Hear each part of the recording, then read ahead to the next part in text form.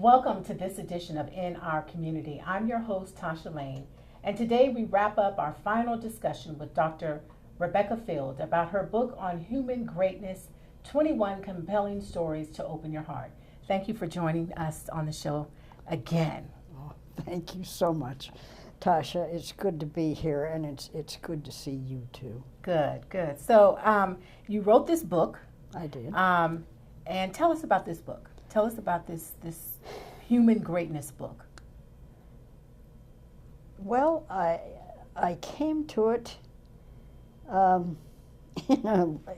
It's taken me all my life kind of to think about it, and the stories a lot of them come from my experiences in foreign countries. I've had the great good fortune of being able to travel and see a lot of countries, and it was just a marvelous experience, and it always has been.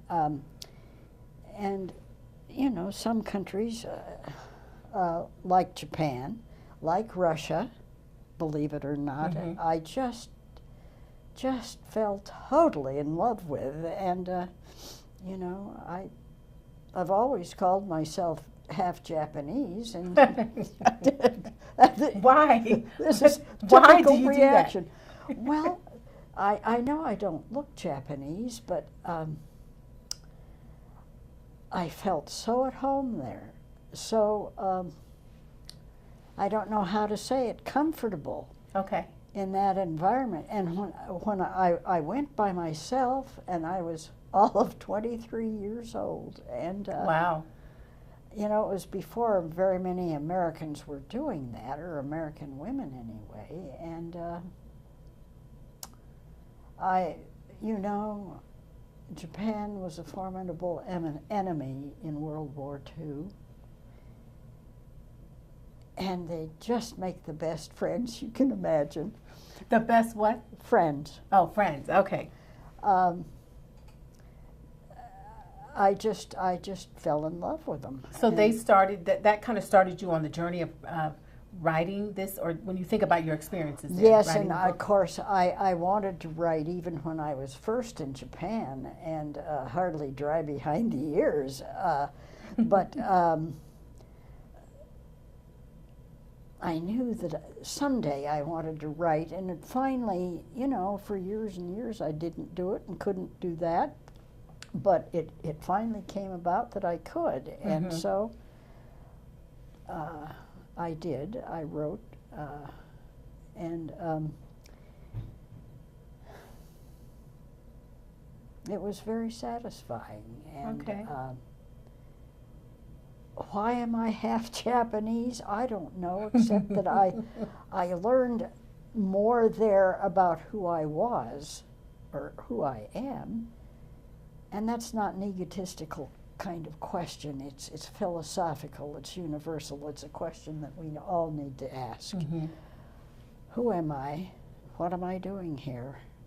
And what should I be doing here? Well, what's my mission? Right. Kind of. Those are the three most important ones, I think, that we need to ask ourselves and then work it out. Right.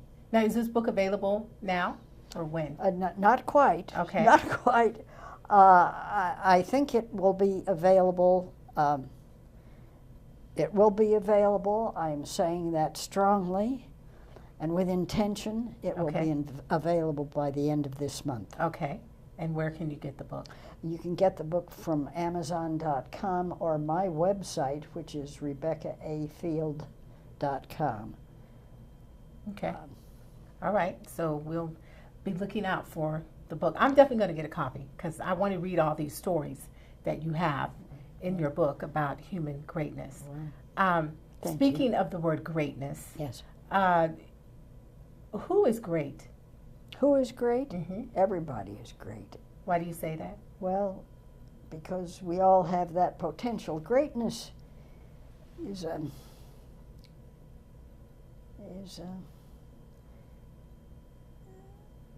some aspect of the divine comes in there, and I think it's unmistakable and extraordinarily beautiful.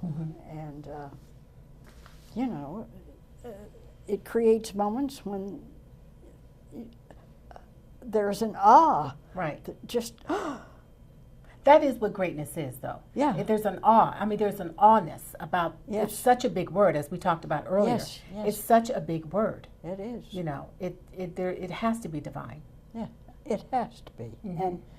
And fortunately, it is in every one of us to express it. Mm-hmm. So, yeah. Okay. I think it's a very, very, you know, unfortunately, we live in a society that has trouble accepting that word, except in a church environment. Mhm. And this doesn't have to have that. It's Right. just the way it is that this beauty is in every single person.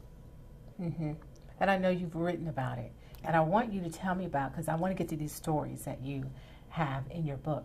But you wrote about a young man who lost his father when he was a teenager, and the element of human greatness there. Oh, okay. It's a beautiful story, I think, about a young African-American boy whose father was killed when he drove an 18-wheeler. Is that what they call them? I think so. It's a Mack truck. It's a big truck, right? Big, huge, Yeah. big truck. And he said goodbye to his family in the morning, as he always did when he'd take this second job as a truck driver. And this time, apparently, he had to go to Atlanta. And when he went to Atlanta, it was a longer trip because it was farther away. Mm-hmm. He lived in Indiana. But what happened was that he realized that one of his tires was flat, so he stopped his truck as soon as he could, got out and started to fix the tire. And he was tired, and another truck came up behind him, and the driver of that truck was tired too. And he plowed into this truck as Robert's father was changing the tire. And of course, he was killed very quickly, I'm sure. Mm-hmm. And that's the great blessing. But anyway, the state police of Indiana called the white woman who lived next door to this family who lived on a farm, and she came running down the road. And I can't remember the mother's name right now, but they knew each other on a first name basis, and she called out to Robert's mother, and she just blurted out, "Your husband has been killed." Oh, wow. And all the family was working out on the farm, and of course the disbelief is the thing that comes up first. You can't believe it because a matter of hours before that they had Right. been together. And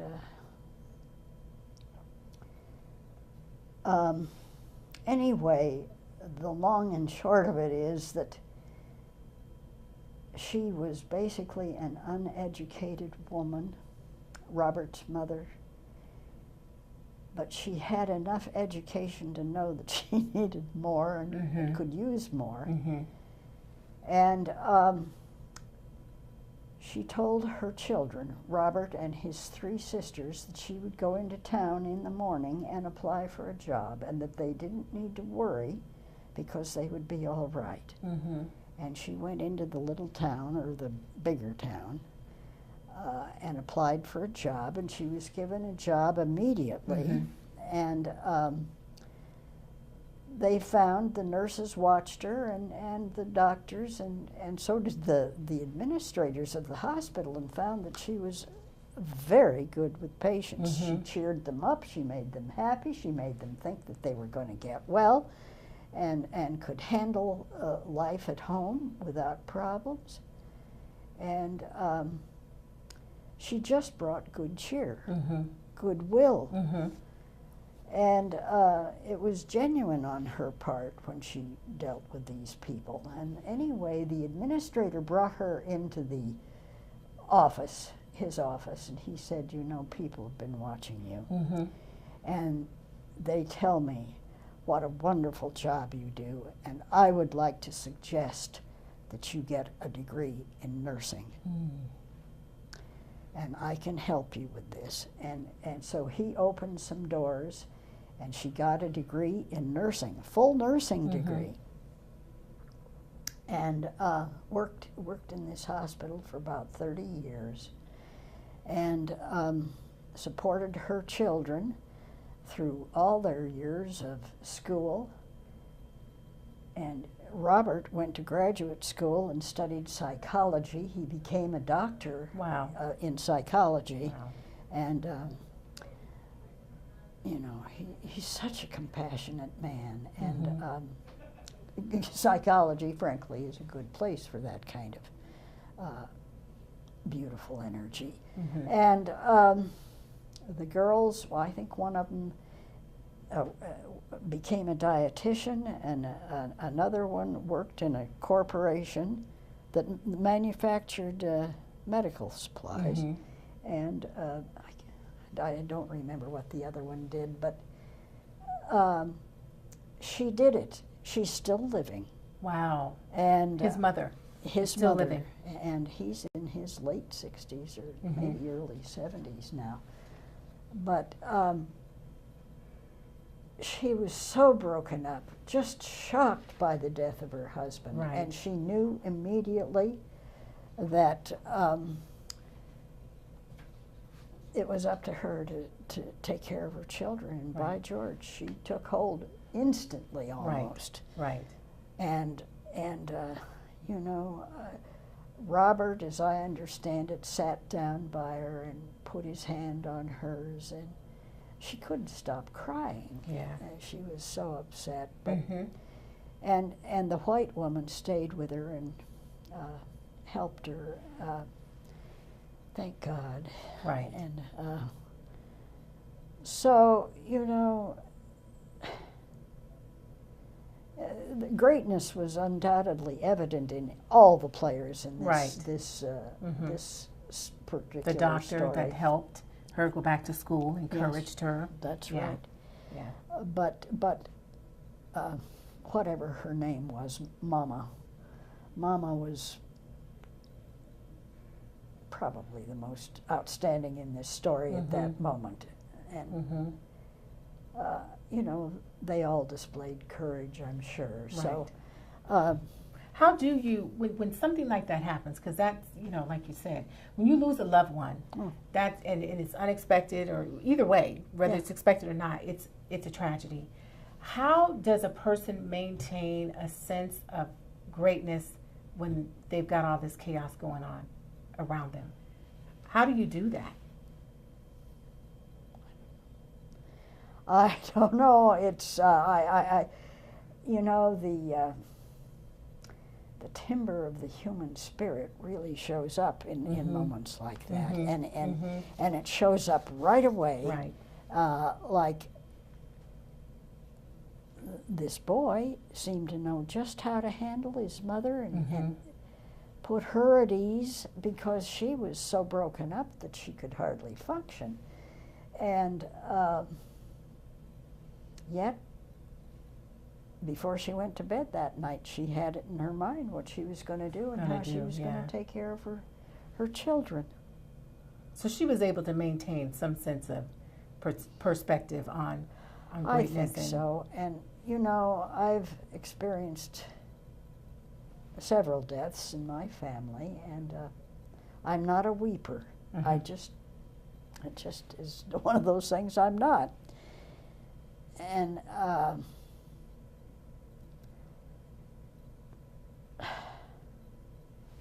sometimes people have to cry, and that's fine. Right. If they do. And, you know, I think if you're there at the time, just the smallest bit of human touch is important. On the shoulder, on the hand, whatever. Right. Just to let them know that you're in full support Right. in a moment of agony. Right. Total human agony. Right. And, so I don't know if that's an answer. No, that is an answer. And the reason I ask that is because I'm leading into another thought that many of us will never have a big platform to do anything great. You know, sometimes we look at our leaders are being great and politicians are being great. Many of us will never have the platform. We won't be in the spotlight. We won't have any of that. So what is something that the average person can do on a daily basis to practice human greatness? Just be themselves. I think you have to be honest with and align with what comes out of the heart. It's well, and it goes back to, you just said a moment ago, when someone's going through something, a touch on the hand. Oh, yeah. That you're in full support.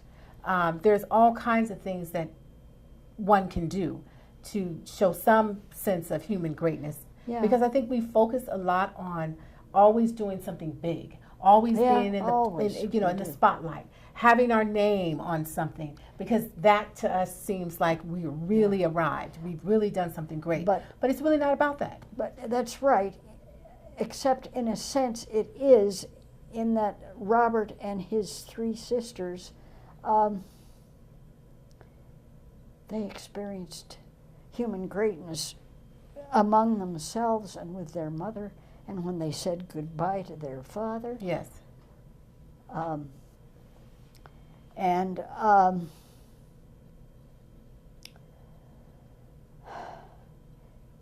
It's simple things. It's simplicity. And that's the point I wanted you to make, that it's simple things. Yeah, because it's not always going to be some big, grandiose, step that you get to do, or some, platform that you get to have to showcase your greatness. No. You could do something every day to display an act of greatness. Yeah, and it's, I guess in a sense there's an alignment with the whole universe that happens when this spontaneity is expressed. Right. And it's universal. Every single one of us has it in us to do it, big or little. How do you measure someone's, and I know this is probably a bad, might be a bad question. How do you measure it comes someone's out of greatness? this society. Yeah. It's a good question, because people will identify with it. We measure everything. Right. And it's just a thing of Western civilization that's, we measure. Yeah. And how do you measure, though, someone's sense of greatness or ability to be great? Because we know that everybody has it in them. Yeah. I think you have to go back to the human heart. There's no other answer. Well, I suppose there is, but I don't know what it is right now. No, I mean, it's probably more of a personal answer than anything, because, again, we go back to sometimes we measure someone's sense of greatness because they've done something grand. They've been on a big platform, and we overlook someone who's maybe helping a neighbor every single day. Yeah. And this happens all the time among simple people who are not known and will never be known. Right. And they're learning just like the politicians, probably faster. Right. Excuse me. Speaking of politicians, our president had a slogan about making America great again. And so with your book on human greatness and his slogan about making America great again, what do you think we can do to help our president accomplish that mission of making America great again? We claim to be a free country, and truly we are freer than a lot. But people, I think, don't realize that freedom has two sides. Mm-hmm. It's like a coin. That the other side of it is responsibility. Mm-hmm. And without the responsibility, it's meaningless, Mm-hmm. frankly. Mm-hmm. And what can they do? They can be responsible for, Right. you know, taking the person next door to the store if they need groceries, Mm-hmm. or helping them if there's a need in the family. It's not big stuff. It's mostly little, Mm-hmm. Mm-hmm. terribly small stuff. Right. But it happens Mm-hmm. all the time, in every country, in every culture. It's totally universal. Do you think we are in need of more displays of greatness in this time? It happens all the time. I went out to ask the person out here about the color of my shirt. Mm-hmm. Honestly, I did that. And I brought this coat, and she says, well, they don't go together. Because I wanted her to be honest. Right. And by George, she knew right away that it wasn't. And, you know, I look at it from hindsight, admittedly, Mm-hmm. that she had courage. Right.